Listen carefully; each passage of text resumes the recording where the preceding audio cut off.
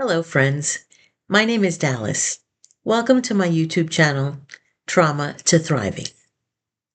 Before I get started today, I want to take a moment and from the bottom of my heart say thank you, thank you, thank you. Thank you to everyone that watched that very first, very painful video, especially the ending. Thank you for all of your kind words. And holy moly, thank you to everyone that subscribed. I was not expecting that. And honestly, I was overwhelmed by your kindness and your support. Thank you. So, why was I so afraid of recording that very first video? It's not like the technology police was going to come through my screen and haul me away for making the worst video ever. But you see, the thing is, trauma and fear are deeply connected. Trauma is not just about what happened to us. It's about what our brain and body learned from what happened to us. Think of it this way. Fear is a normal emotion. It's designed to protect us. If a car is coming toward us, fear will help you jump out of the way. Trauma occurs when an experience is overwhelming, frightening, or painful enough that the brain and nervous system don't fully process it. Instead of the danger being filed away as something that happened in the past, part of the brain continues to act as if the danger can happen at any given moment. One of the biggest realizations that trauma survivors often have is that the fear often remains long after the danger is gone.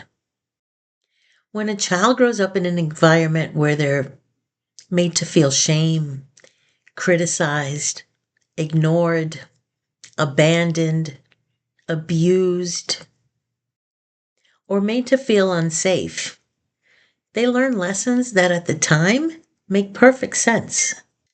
They learn things like, I need to stay quiet to be safe. I can't trust people. If I make a mistake, something bad will happen. My needs don't matter. Or I have to take care of everyone else first. Those beliefs are actually fear-based survival strategies. The problem is that what protected us at age 3 can become our prison at age 33, 53, whatever 3. And fear doesn't always look like fear. That's what many people don't realize. Fear can disguise itself, and it'll come out in ways like perfectionism, overworking, anxiety, control. That's a big one. You have to control everything that happens, otherwise it's not going to be right. People pleasing, difficulty setting boundaries. What's a boundary? I didn't even have a clue as to what that word meant. It was like a foreign language to me. Or maybe never trying something new. I've heard people say, oh, I'm a perfectionist. But underneath that perfectionism is probably fear of criticism, rejection, failure. I know it was for me. Now, I know I've spoken about how incredibly difficult recording that first video was. I don't know why. I have the knowledge. I have the first-hand life experience. It wasn't because I'm not capable. But often when we're trying something new, those old fears, they wake up.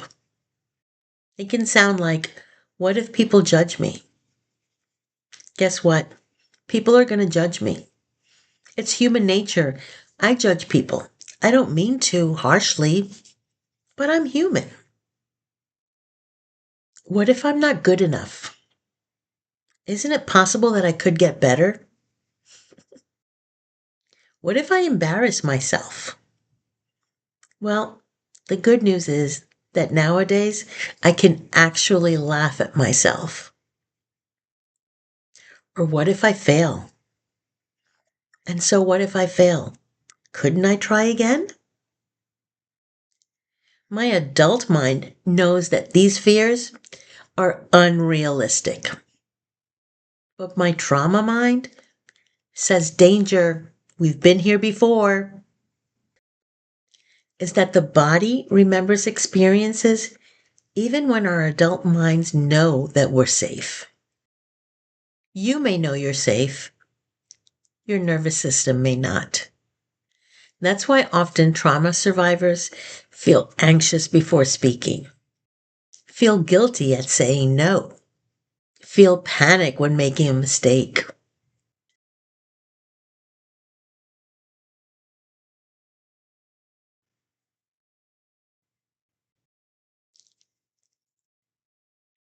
Feel panic when making a mistake. Or feel uncomfortable receiving praise. The body learned those situations were dangerous long ago. One of the most beautiful parts of healing is recognizing that fear is not the enemy. Fear is a wounded protector. Fear is the part of you that says, I don't want you to get hurt again.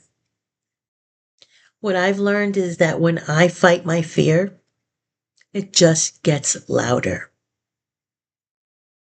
But when I got curious about my fear, that's when things changed. That's where healing began. Instead of asking, what's wrong with me? Try asking, what happened to me that made me feel unsafe?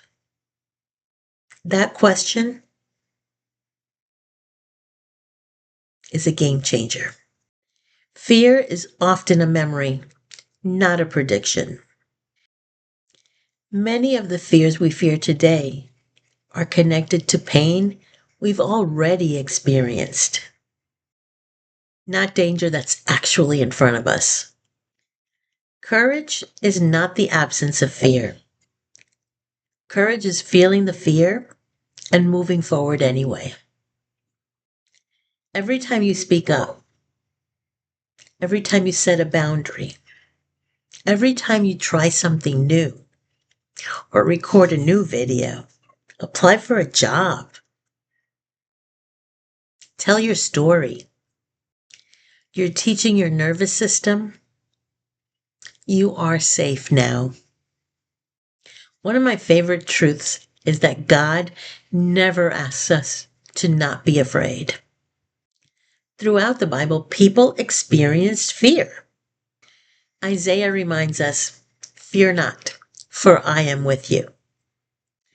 Notice it doesn't say you'll never feel fear. It says God is with us in the midst of the fear.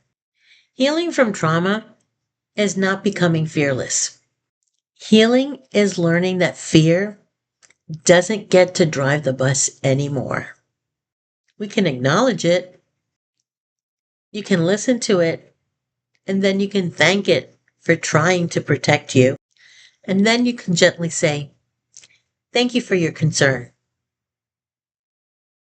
I got this. God and I are moving forward now. And remember, Jesus says that we are here to do three things: love God, love yourself, and love your neighbor.